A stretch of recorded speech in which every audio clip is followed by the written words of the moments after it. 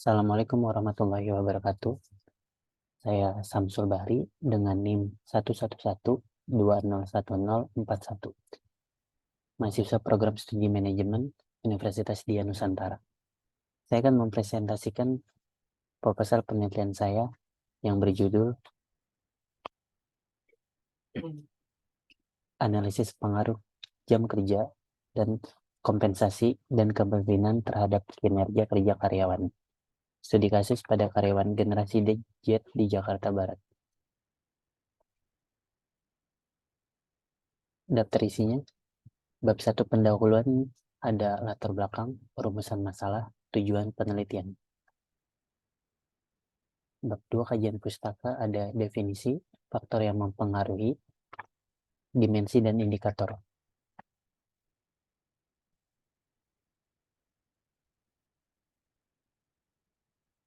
Bab 3 metodologi penelitian ada lokasi penelitian, definisi operasional variabel, teknik sampling, metode analisis data. Bab 1.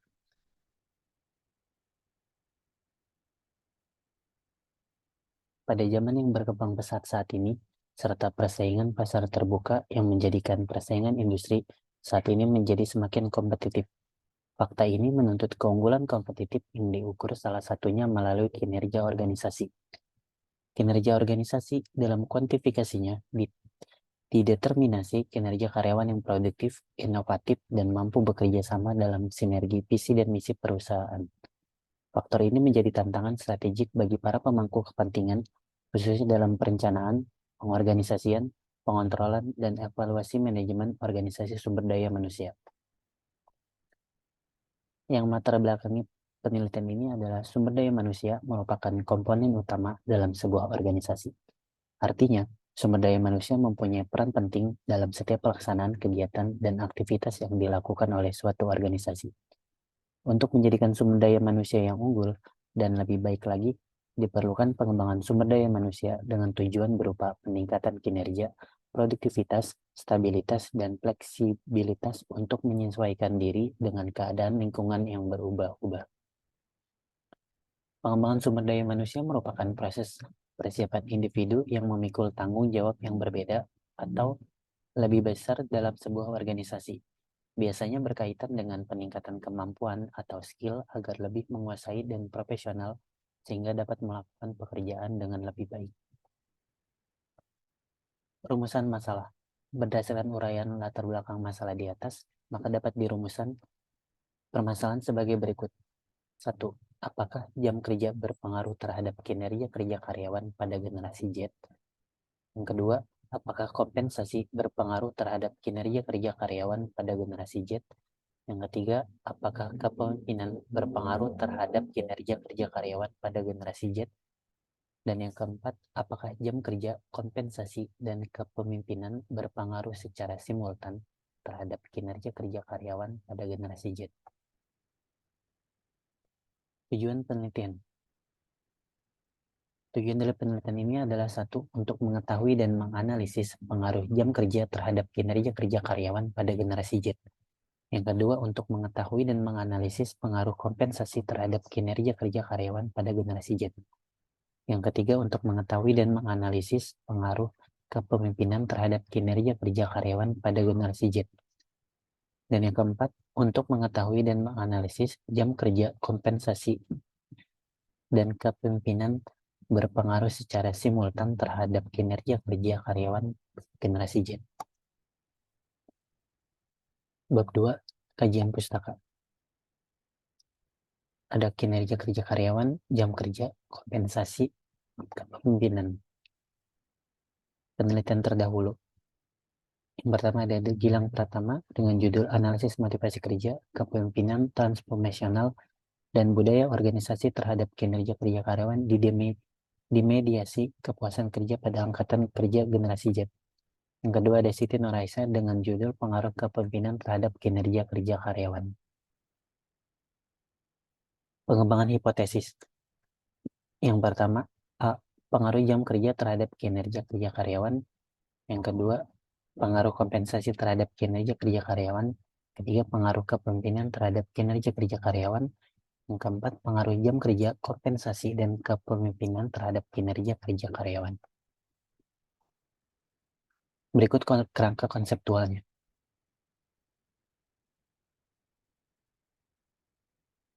Definisi kinerja kerja karyawan.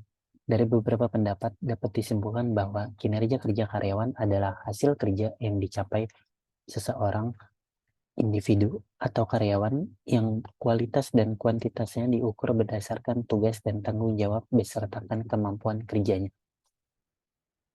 Selanjutnya ada definisi dari jam kerja. Dari beberapa pendapat dapat disimpulkan bahwa jam kerja adalah waktu yang digunakan seseorang atau karyawan untuk melakukan ataupun menyelesaikan pekerjaan baik siang ataupun malam. Selanjutnya definisi dari kompensasi. Dari beberapa pendapat dapat disimpulkan bahwa kompensasi adalah suatu yang diberikan kepada seseorang atau karyawan, biasa berupa uang ataupun lainnya sebagai balasan atas pekerjaan yang sudah dilakukannya. Kemudian ada definisi kepemimpinan. Dari beberapa pendapat dapat disimpulkan bahwa kepemimpinan adalah kemampuan yang dimiliki seseorang atau individu yang dapat mempengaruhi sekelompok orang atau tim kerja untuk dapat tercapainya tujuan organisasi. Faktor yang mempengaruhi kinerja kerja karyawan ada kemampuan dan keahlian, pengetahuan, lingkungan kerja sekitar. Faktor yang mempengaruhi jam kerja ada upah, kontrak kerja, dan motivasi untuk bekerja. Faktor yang mempengaruhi kompensasi itu ada dua, yakni faktor eksternal perusahaan dan faktor internal perusahaan.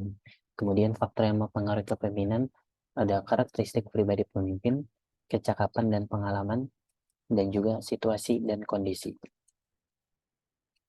Dimensi dan indikator.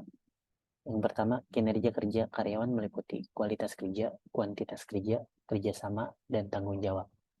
Yang kedua, ada jam kerja karyawan. Meliputi kelebihan jam kerja dimasukkan sebagai overtime yang dihitung tiap jam. Jam pulang dan jam masuk kerja sesuai dengan yang dijadwalkan. Dan yang ketiga, jam kerja sesuai dengan peraturan perusahaan. Kemudian dimensi dan indikator dari kompensasi yakni kompensasi langsung dan kompensasi tidak langsung.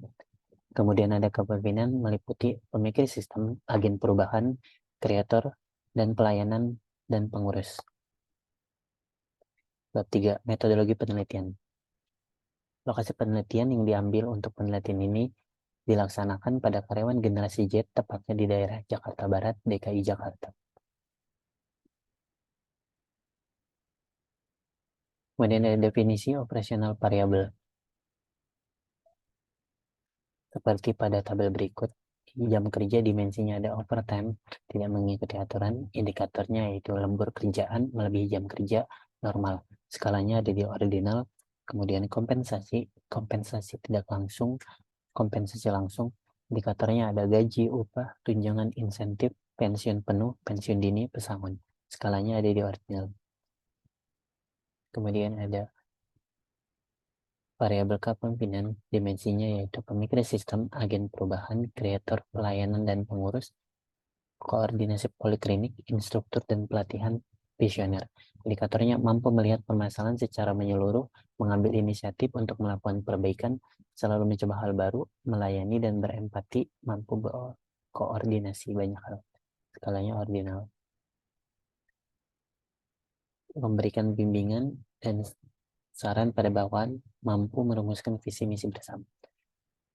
Kemudian ada kinerja kerja karyawan, dimensinya yaitu kualitas kerja, kuantitas kerja, kerjasama, tanggung jawab, inisiatif. Indikatornya ada kerapihan, ketelitian, hasil kerja, kecepatan, kemampuan, jalinan kerjasama, kekompakan, skalanya ada di ordinal.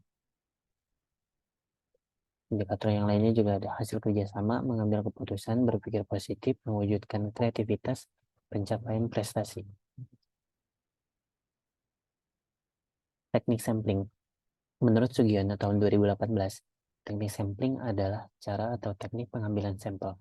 Jenis atau macam teknik sampling pada dasarnya dikelompokkan menjadi dua, yakni probability sampling dan non-probability sampling. Teknik pengambilan sampel yang digunakan dalam penelitian ini adalah non-probability sampling. dalam kurung sampling sistematis. Sampling sistematis merupakan teknik pengambilan sampel berdasarkan urutan dari anggota populasi yang telah diberi nomor urut. Karena jumlah sampel terdiri dari 100, maka dari itu diberi nomor urut 1 sampai 100.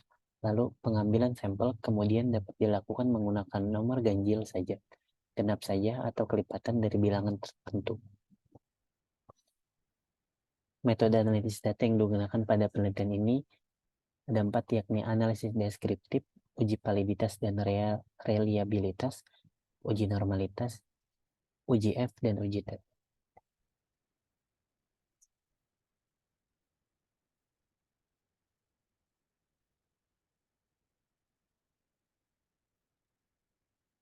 Ya, itulah tadi presentasi dari proposal penelitian saya. Kurang lebihnya mohon maaf. Wassalamualaikum warahmatullahi wabarakatuh.